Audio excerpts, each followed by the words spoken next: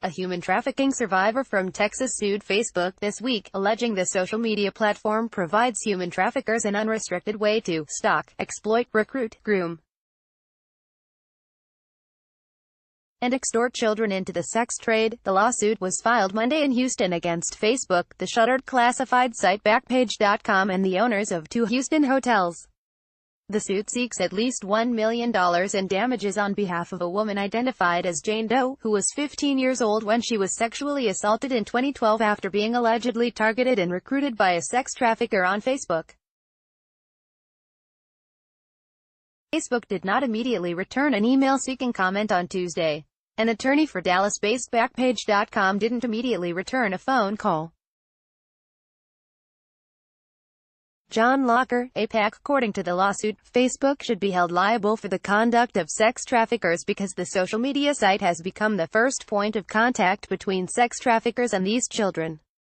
Facebook not only provides an unrestricted platform for these sex traffickers to target children, but it also cloaks the traffickers with credibility. Annie McAdams, an attorney for the woman who filed the suit, said her client was befriended by another Facebook user, who gained her trust and promised her a job as a model.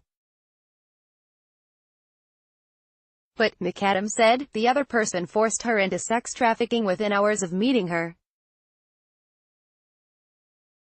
She was raped and beaten by people who had paid the trafficker, the attorney said.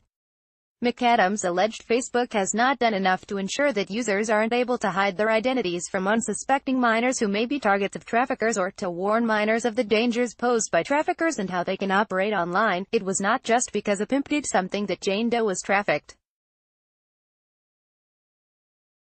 That pimp is not able to traffic Jane Doe unless Facebook allowed him access to her, McAdams said. The lawsuit comes after President Donald Trump in April signed a new law aimed at curbing sex trafficking.